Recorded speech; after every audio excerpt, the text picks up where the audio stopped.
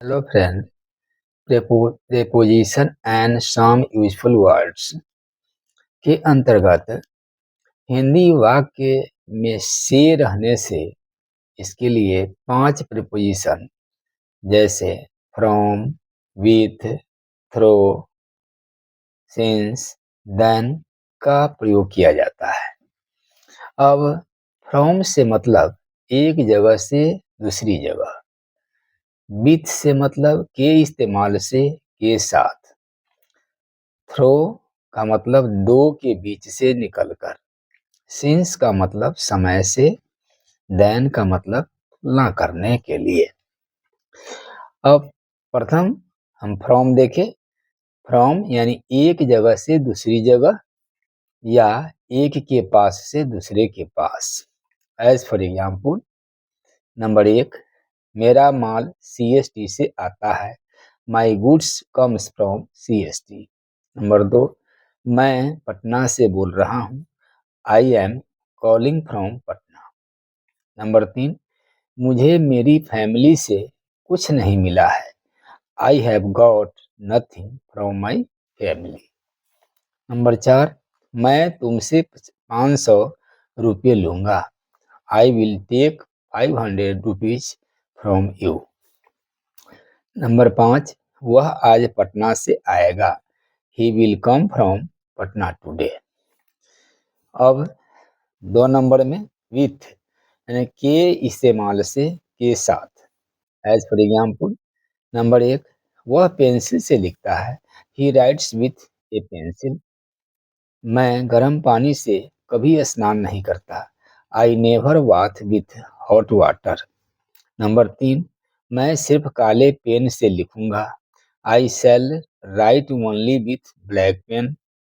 Number 4, मैं राधा के साथ गई थी। I had gone with Radha. Number 5, एक दिन तुम्हारे बच्चे हीरे मोतियों से खेलेंगे।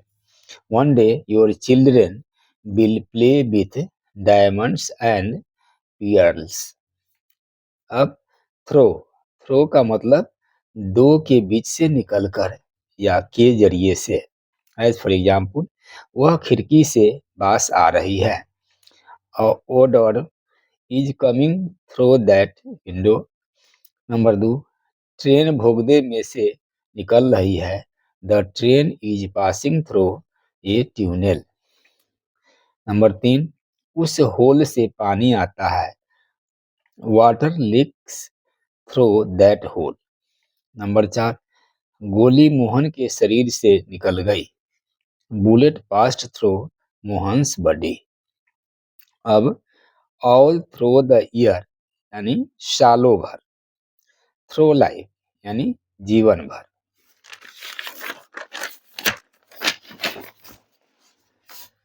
अब सिंस देखें तो सिंस यानी समय से। एज फॉर एग्जाम्पल, मैं रात से भटक रहा हूँ। I have been wandering since night. Number 2, मैं यह कंपनी 1998 से चला रहा हूँ। I have been running this company since 1998। Number 3, Rekha पिछले 10 साल से यहाँ काम कर रही है। Rekha has been working here since last 10 years। अब नंबर 4 में देन का उपयोग देखें। देन यानी तुलना करने के लिए। एज फॉर एग्जाम्पल, मैं मोहन से ज्यादा अमीर हूँ। I am richer than Mohan. Number 2, Mohan Rohan से बड़ा है। Mohan is elder than Rohan. 3, कल से अच्छा आज है। Today is better than yesterday. Number 4, Sita मुझसे लंबी है। Sita is taller than me.